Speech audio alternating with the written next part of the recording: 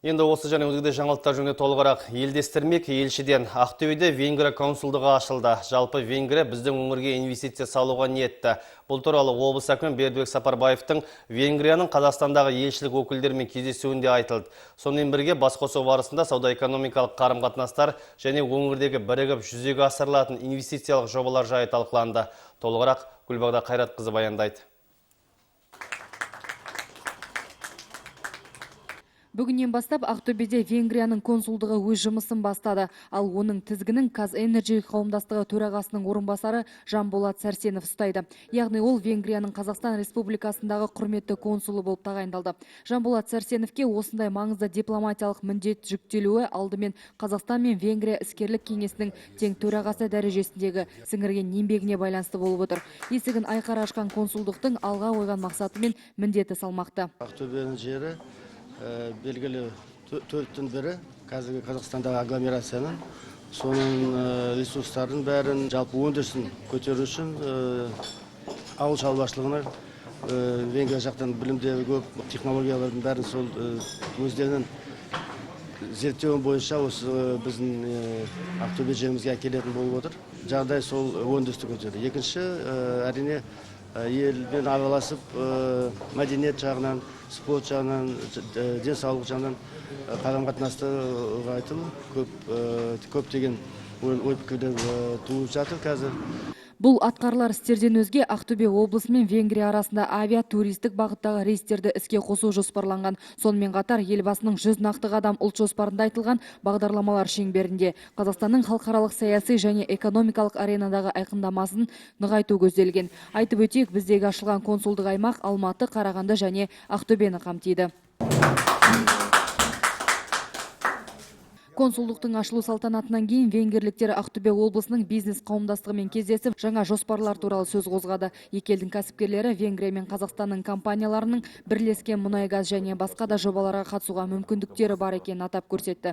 Бүгінде екі елдің арасындағы тауар айналымы 10 миллион долларға жетті. Между Венгрией и Казахстаном намного больше, чем просто дипломатические отношения. Венгрия мен Қазақстан арасында дипломатиялық қарым-қатынастан өзге тағы да тарихи мәдени ұқсастықтар бар. Кезінде Венгрия Еуропадағы көшпелі халықтың бірі болған. Ұлы Еуразия жерінің батысында орнығып жеке мемлекет болып тәуелсіз ел атанды. Мен Қазақстанды да екінші отаным санаймын. Екі елдің арасында бүгінде саяси, экономикалық, әлеуметтік, мәдени салада бірнеше іс атқарылуда. Тіпті елдердің халқы визалық режимсіз бір-біріне қатынай алады. Бүгінгі кездесуде біз ауыл шаруашылық саласына қызығушылық танытып отырған кәсіпкерлеріміздің жобаларын алып келдік. 9 жолдың торабындағы Ақтөбе облысы шетелдік инвесторлар үшін тартымды өлке. Облыс әкімі Бердібек Сапарбаевтың Венгрияның еліміздегі елшілік өкілдерімен кездесуінде осы географиялық артықшылыққа мән берілді. Кездесуде екі ел арасындағы ынтымақтастықты одан әрі нығайтуға үлес қосу мәселелері талқыланды. Буквально недавно наше Министерство национальной экономики проводило социологический опрос. Ұлттық экономика министрі жүргізген әлеуметтік сауалнамаға сәйкес Ақтөбе облысы іскерлік климат жөнінен Астанадан кейінгі екінші орында. Ал өңірдегі мұнай-газ саласы экономиканың тірегі. Сонымен қатар мыс, хром, қалай сияқты пайдалы қазбалардың да қоры мол.